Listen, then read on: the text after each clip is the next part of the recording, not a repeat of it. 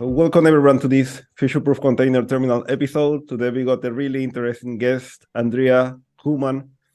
And I will define why interesting is not only due to her background and previous experiences, it's because she, on her last role, was leading the sustainability transformation, and especially these days that we're hearing more and more about green fuels, how to step-by-step decrease local emissions and reach this net zero. It will be really interesting to hear some thoughts and lessons learned from Andrea. So with that being said, welcome to the virtual stage. Thank you so much, Chris, for inviting me. Great. So Andrea, the plan for today is that we had been putting together some ideas and thoughts on what we would like to share with our worldwide colleagues. And please just feel free to share your thoughts and lesson learned on this sustainable transformation journey. Sure. Thank you. Yes, a short intro maybe from my side. So my name is Andrea Goeman. I'm working in the logistics and freight forwarding industry for over 20 years. I've been with Deutsche Bahn and DB Schenker for the last 16 or so years. And now I'm the Senior Vice President for JAS Worldwide Forwarding. We are also a global forwarding company with many sites and many colleagues worldwide.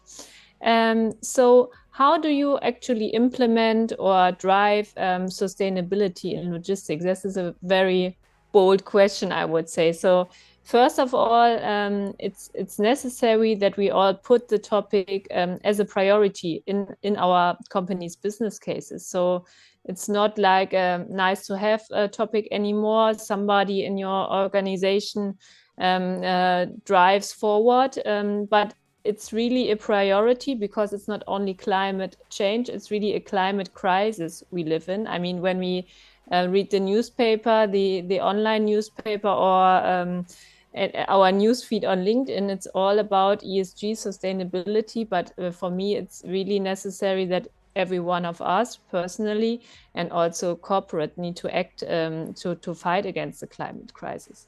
Of course, I personally, as a business person, see the topic as a great chance as well for companies to create value, to create, let's say, sustainable growth for companies, and not only see it as like another checkbox. You as a company need to be compliant towards this topic. Yeah, so it's a great chance to transform businesses and to really be future ready. Yeah, so what I see in forwarding is that it's really about all modes. And I know you in your podcast, you're of course focusing on terminals, so mainly on ocean freight. And also you are doing a lot on biofuels, on sustainable alternative fuels. So I think this is a good thing we can talk about today. Yeah. So from my perspective, the customers, like the shipping companies, already have an option to for most of their transport modes to choose more sustainable transport alternatives. When we think about ocean freight, it's foremost alternative fuels, biofuels that are mainly purchased by freight forwarders, but also directly by shipping lines. And these fuels are inserted in the bunkers of the big ports, and then subsequently fueled into the container or bulk or feeder ships. Yeah. And therefore, it makes the whole system a little bit more sustainable. It's not about it goes directly in this ship, my cargo is on or my container is on, but it makes the whole system greener. This is like this fundamental principle of of insetting. This is the principle of insetting. And for me, it's important to understand this principle. Yeah, it's the same for air freight when it comes to SAF, sustainable aviation fuel, and making your air freight shipments greener. No? So these are already very specific product details. But first and foremost, it's important to know We as a logistics or supply chain industry, we account for around 16-17% of all global emission. And this is a very large number, of course. No? This number, of course, includes not only shipping or like mobility of goods, but also personal mobility, so cars, buses, trains, etc. Yeah. So we as an industry, I think we have a huge responsibility to act and not just to sit there and wait until something even worse happens. Yeah. Wow, you mentioned so many topics that we can spend, Yeah. the whole day discussing around those. But I will like to start with some thoughts from your side. So, we are hearing a lot about we need to become greener. A lot of local legislations taking place according to your country. A lot of EU initiatives going on. We also got the US setting quite aggressive targets in some states. So what do you consider is the current state in our industry? Are we crawling, doing the baby steps? I think you are right with this baby steps approach, because right now every or most corporations are doing like trying to do their best in getting, of course, the regulative aspects of ESG in order, but also trying to build solutions for their customer, for their organizations. But looking at these very specific regulations that are now coming in the EU with the CSRD, in also country specific, when we think about Germany with the supply chain due diligence act, but also in the US that puts very concrete targets for the supply chain industry in the legislation. And this is very concrete. So I think this is exactly what we need, this kind of bold regulative orders in order to get the topic really implemented in all companies, and not just see like who's the first mover and who moves a little bit faster than the other one. It's a joint responsibility for all companies. And Andrea, you had been leading this sustainable transformation. Yes. And these days we are having a lot of type of transformation, digital transformation, and sometimes it becomes like a buzzword. But I really like you mentioned in our previous discussions, you got a big focus on this holistic, sustainable transformation. And what actually that means to me that when you mention the word holistic, you are making or taking into consideration, not only environmental targets, but also financial and operationally. But could you explain what is an holistic, sustainable transformation? Of course. So yeah, transformation is of course the buzzword right now. No? So all companies are saying, okay, we are like in a major transformation right now. Basically, it's for me implementing a new or like updated strategy in an organization, and also taking into account like the current situation in our business world. No? So of course there's the Ukraine war situation. There's still like the COVID going on in many countries, especially in China right nowadays, inflation, and also in higher interest rates, and a possible even recession in some countries. Yeah. So considering these circumstances, is driving this sustainable transformation needs to be embedded in the overall business settings of the company. That's very important for me, not only see it like as a separate part. So this is holistic on the one side, but on the other side, it's like really seeing not only sustainability as, of course, environmental sustainability, fighting climate change, because this is about reducing the emissions. But when we have a very large organization, we also need to fulfill our responsibilities towards our employees, towards our frontline workers, especially who are like not sitting at their desk all day, but working in in the warehouse, for example, or driving our trucks. So to really give them a good working environment, a safe working environment. Also, when we think about the global perspective, considering human rights and good working conditions for all our global colleagues and also our subcontractors. That's a very important topic. Then we also have the topic of the diversity, equality, and inclusion, of course. Yeah, so this is a very important topic, especially for younger Gen Z colleagues, yeah, that are more and more coming into our organizations. And I'm also very passionate about this generation because it also challenges our old opinions. And I really like that because they are very open, and also for them, it's not only about working, but also making an impactful working environment, and also looking very, very closely at the sustainability agenda of a company, and also talking about walk the talk. They really want to see, is it all like only strategy and on some nice intranet or internet page, or does the company really embed this topic in the culture? And so this is a very important topic for me to really drive this into our company culture, also at JAS now, and really drive this topic forward together with the colleagues. And we need a close collaboration here. Yeah.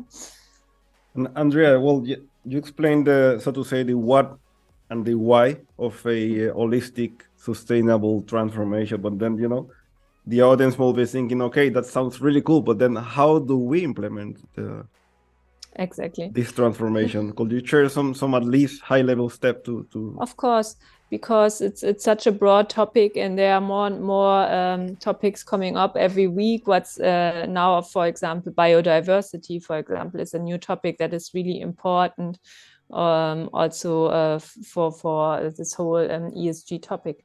How do you implement such a strategy? Of course, first you need to set your targets. Yeah, what is your target for your organization? When do you want to achieve, for example, carbon neutrality or net zero, yeah, for your company? Is it a specific date, or do you want to have like a ramp up plan to, of course, grow your business sustainable, but on the other hand, lower your carbon emissions? So there has to be a baseline first. What is the status quo in your organization? And then you have to discuss it with the management. What can you achieve in the next following years? Define, of course, long-term goals, like carbon neutrality is an absolutely long-term goal that is not reachable in the next 5 years or so.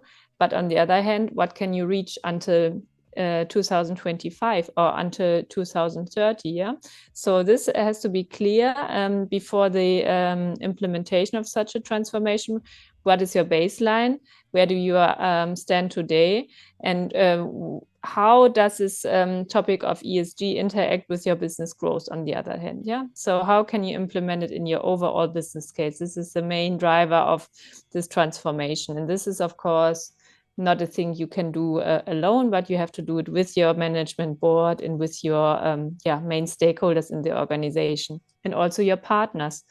Yeah, looking at a 3PL, traditional freight forwarding business, of course, most companies have like light assets, only maybe trucks or own warehouses, but we need to work closely with the airlines, with the shipping lines, and also with the landlords, for example, of the contract logistics sites. This is really cool because you mentioned some really critical aspect, and it's really important to first have this baseline. And I had been supporting customers worldwide on this, so to say, sustainability journey. And normally, even these initial points, so identifying the baseline, is really tricky if you don't have quality data. And that's one of the trickiest part, first achieve that baseline, and then you need to be aware of the local legislation or the country legislation to be able to understand how to achieve this short term, middle term, and then long term. Yeah. At the same time, try to identify if there is a low hanging fruit, and then it's even more challenging because, well, yes, you need to keep in mind the net zero, but the reality is the step before that is at least to reach this local zero emission. So it's quite challenging, I may say, because it's quite Absolutely. dynamic. It's really quite dynamic because it's not only setting the targets for the environmental aspect, but we're running a business. So how to make the change with the less disruption as possible. Exactly, Chris. And this is a topic that is very important to me. So it's like really creating value with this topic for the organization. So not only thinking about, of course, we want to be carbon zero in the next 20 years or so, or less than 20 years, maybe. But we want to grow our business still, yeah. So the global supply chains are still active and growing, and we want to have a good business relationship with our customers and also support them in solving their logistics issues, of course. But on the other hand, we want to offer them these alternatives right now. Right now, this also comes with an extra price. Yeah, so also for most businesses, this is not for free at the moment. Sustainability is not for free. So we have add-ons, for example, on the bunker surcharge when we think about ocean freight. And also same for air freight, yeah. And if the customer is ready for this journey or for this extra price as well, we are more than happy to support them to reach their carbon zero goals. No? So it's like a very close relationship we want to develop with our customers in regards to sustainability. Some of them are maybe not ready for it yet, but for us it's very important at JAS to really put that in our strategy and also train our staff towards this topic. Yeah. And Andrea, jumping into the business case topic, because that's also a really interesting one. I don't know if you have heard the phrase, but I was reading an article and they state that the greens mean greens, Yeah.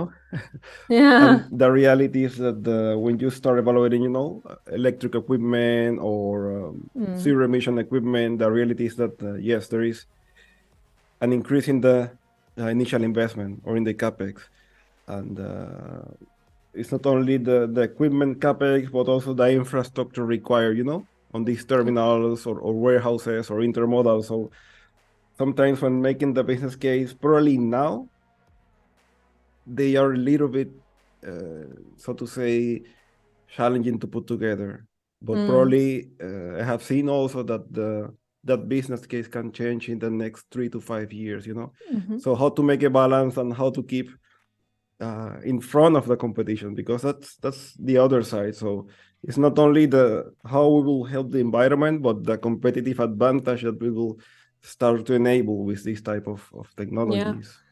That's an essential point, Chris. I mean, many companies are, of course, hesitant because this is a high investment, yeah, and can be a high investment, whatever investment we're talking about right now. So when we think about like putting solar panels, for example, on a big warehouse, of course, that's a huge investment. And especially now everybody wants to have these solar panels because I live in Germany right now, so we all know that the gas prices are rising and are very unstable, I would say. So if we would have known 5 years ago about this kind of energy crisis or energy prices, everybody would have built new buildings with solar panels, yeah, just to be more independent from this market prices. Now it's a little bit too late. So I think we can also learn a lot from that. First, like transition towards more renewable energies. It will take a while. It's a longer process because also not every building is like suitable for solar panels. But like implementing that really in new logistics facilities. And also building loading infrastructure. That's another topic, yeah, for EVs on your yard. but also, of course, for electric truck that go last mile delivery, but possibly also very soon for the long range. Yeah, and this infrastructure is critical. I've been driving personally an electric car for the last month, and it's challenging sometimes. Yeah, and when I think, okay, I have my small car here, but when I think about a truck driver on the road, yeah, for him it must be very stressful because he has his delivery time, and then on the other hand he needs to find the next loading station. That's not easy, and also takes a long time, yeah, to load such a battery. So it's a long journey, but implementing that business case into your day-to-day business is a job we all have to do now, no? And finding these pilot projects, finding these use cases is absolutely necessary to learn from it, no? And also to collaborate even within the industry, yeah, to talk to your suppliers, talk even to competitors. I think in the sustainability space, this is very usual nowadays. Yeah. This is really interesting because you mentioned this. When we are always evaluating these new type of technologies or electric equipment, the reality is that yes, there is a change in the way of working.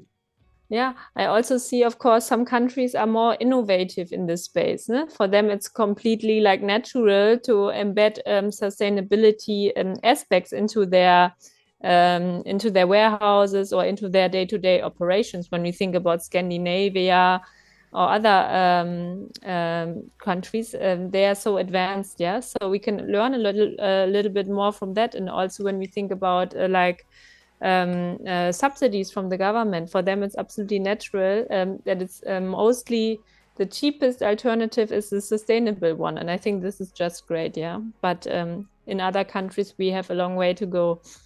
Yeah, I have also noticed the same. So in some countries in Scandinavia, now we have seen, like, for example, greenfields as a starting point. All equipment will be electric, so that's quite impressive. Yeah, super. And only, to achieve these environmental permits, they need to achieve really high standard from a emission point of view. So that's quite interesting. But Andrea, question here. So when it comes to the challenges, probably we already touched this financial aspect. Like, yes, it's a higher investment, but then what other challenges have you noticed in the industry? Yeah, of course. Not thinking still about. I see myself as a salesperson too. Yeah, so really make these sustainable solutions a success for a company. That's still a challenge because most customers would probably still go for the cheapest way and for the shortest transit time, and I understand that, to really make sustainability this third aspect. Yeah, so this is really very important to me, and this will also I think will go on for the next years, that we need to do a lot of explaining and a lot of talking to our customers, talking to our partners, and finding here a good let's say a good legislation that is working for the industry. Yeah, I think we are still, everybody's doing kind of their own thing, but really setting good standards that are easy to understand for shippers, for the suppliers, and also for the freight forwarder. And this is necessary. This is one challenge. Of course, also fulfilling the regulations when it comes to European or US, or hopefully a global regulation sometimes. Yeah, that would be also very important. Yeah, to get more help. What are like the most important KPIs for the shipping logistics industry? What do we need to consider when we make our future business decisions? Really getting more help from the governments or the European Union, for example, that would be also great. On the other side, we touched the topic just a few minutes ago, the infrastructure developments, also like driving renewable energies forward. We all know in this crisis situation, this is absolutely necessary. But I think we need bold moves here, really, to become more independent of gas and other fossil fuels. And 2040, and many companies, many countries have set 2040 as a net zero target year. So this is not too far away. So I think we all need to act a little bit faster. Yeah. So these are the main challenges, I would say. No, I mean, sustainability. One colleague once told me, these challenges always in sustainability. This is really stressing me out. But from my perspective, I think it's a great opportunity to solve these challenges together and to really work on it day to day. This is really my passion, and when we all together can make a big impact here to make the logistics and supply chain greener, for also for our future generations, for future generations of our employees, but also in general. I fully agree with you that it's always, we need to understand that if we really want to identify a clear roadmap, it needs to be together. Vendors, customers, and all the parties, on the same table, understanding what is a win-win situation, for all of them. But I also keep in mind that there is no only one size, fit all solution here. No. It all depends on your local conditions. What are the, especially when it comes to this energy transition, what are the the sources available in your country? What are the initiatives going on? And that's that clear example is hydrogen. All these initiatives going on, so that will be a big changer on specific countries. So we need to keep an eye on what is going on at the local level, and then totally. You're exactly right. Looking at hydrogen or the CCS technologies, carbon capture and storage, really looking forward what is happening there, and how fast this transformation or transition can go. I mean, we've been talking about these topics also many years, and really looking forward how far hydrogen can hopefully help us become more sustainable. And Andrea, to wrap up the session, what will be your advice for our colleagues worldwide, looking to deploy this holistic, sustainable transformation? And I may say they need to find this sweet spot between the financial, operational, and environmental targets. My advice would be to embed sustainability in your business case, and not only see it as one more to do or one more function. Really make it a priority and embed it in your decision making. This is important, and also mitigate risk by doing this early on, because in 2 years' time it might be really too late. Yeah, really, really good advice, I may say. I am always trying to explain, like, even though you are planning to, for example, renew some equipment from your fleet, you need to let the door open, and take a look how things can change over time. And it's always tricky to explain, but at least you can start preparing, or all the investment you are doing now can enable your future. So I may say, if you are currently making some changes in your warehouses, intermodals, or terminal, you need to keep an eye really on how things can change, and you can invest now to open the door for the future.